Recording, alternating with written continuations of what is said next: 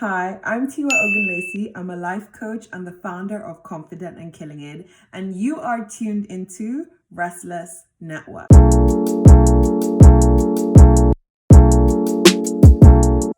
Today, I'm going to be showing you 3 signs to look out for if you think you have imposter syndrome and 3 practical ways to bounce back.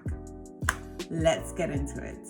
So, the first sign to look out for to see if you have imposter syndrome is if your self-criticism is so loud and if you find it really hard to be nice to yourself. So you might say things like, oh, I'm no good, I'm not good enough for this, or I shouldn't be at this job, I don't have what it takes to put myself out there. Maybe you are waiting for the perfect moment before you can put yourself forward for an opportunity, or you feel like you are not good enough to do so. That's a sign that you might have imposter syndrome. A great way to combat it is by starting your self-love journey. Confidence is a practice. You have to put in the work to be confident. It's not just something that just shows up at your doorstep ready to give you a hug. So you have to get strategic with building your confidence and learning about yourself. For example, what are your strengths? What are you good at? What comes natural to you? What do people praise you or compliment you for? You've got to know what greatness lies inside of you and be ready to bring that to the table. Imposter syndrome is literally just temporary memory loss, and that is you forgetting all the great things about who you are. So you've got to get strategic and wake up to the skills and the gifts and the talents that you have inside of you. Another thing is, it's important to talk to yourself in a nice way. We are so nice to our friends and our families, but so mean to ourselves. So if you've got a mean girl in between your ears, I want you to replace that with a cheerleader. You are just as gifted, just as talented as all the people you support. So if you can believe in other people, you can believe in yourself. Can I get an amen? Amen. The second sign to look out for to see if you have imposter syndrome is if you find it hard to celebrate yourself and own your accomplishments. So for example, whenever you do something well, you might just say, oh, I should have done that anyways. Everyone does this. It's pretty normal. Even when you are being celebrated or being complimented, you find it so hard to accept a compliment and you pretend it's like a flaming arrow of fire coming at you that you need to dodge, okay? So if you do that, that is a sign that you have imposter syndrome. How can you combat this? So for example, learning to celebrate yourself and being comfortable with your greatness is important. Hiding your gifts is not the same thing as being humble. Hiding your gifts is not the same thing as being humble. A lot of the times we mix confidence and arrogance up, and people think if I celebrate myself, I will come across as arrogant or boastful or make other people feel bad about themselves. That is not true. The more you celebrate yourself, the more you create room for other people to love and celebrate themselves too. You are worthy of celebration. So take a moment to reflect on all the incredible achievements that have happened for you this year.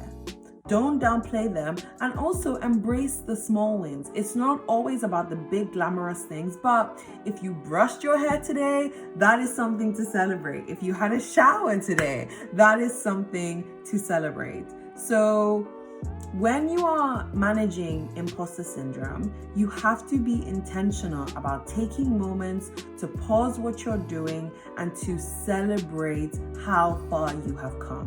When you celebrate yourself, it makes you think positively about yourself. It helps remind you of your strengths, and also when you look to the future and you think about any challenges that might come up, you feel confident because you know you have what it takes to overcome your challenges. Celebrating yourself makes you more optimistic about the future, and it makes you confident in who you are and what you are capable of achieving.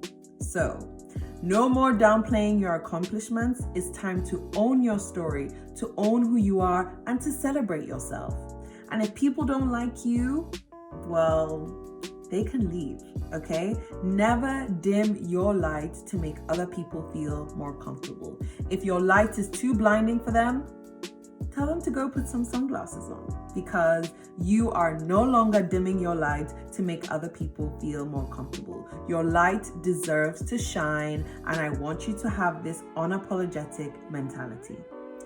The third sign that you might have imposter syndrome is if you are constantly living in fear of being found out as a fraud, you are afraid of not living up to other people's expectations, and you often retreat in situations because you don't want to run the risk of embarrassing yourself or of putting yourself out there and getting judged. Now, how do you combat this? You've got to remember that no one has all the answers. Secretly, no one really knows what they're doing. We are all winging it. So just because you feel like a fraud on some days does not mean you are a fraud, okay? Human beings are not perfect. You are a work in progress, and you don't need to have all the answers. So remember to remove your emotions and any fear you feel from the identity and the truth of who you are. Fear is just a negative thought of something in the future that hasn't happened yet. So instead of going into your future to think of the worst possible outcome about how you're going to get embarrassed or how you're going to say something stupid, why don't you believe in what is true in this moment? And the truth in this moment is that you've got some skills, you are gifted, there is a purpose to your life, and you matter. That is the truth about who you are right now. So focus on that and the greatness inside of you instead of going into the future to think of all the things that could go wrong. Don't do that to yourself. So if you do these 3 things, own your strengths, wake up to the greatness inside of you, learn to celebrate yourself and own your accomplishments and be unapologetic about it. And finally, remember not to let fear get in the way and embrace your imperfections, because you are human and you don't always have to have all the answers. I hope this has equipped you with some amazing skills that you can use to overcome imposter syndrome. And remember, girl, you have what it takes. Awaken that inner badass and go out there and kill it. Thank you so much for watching. See you later.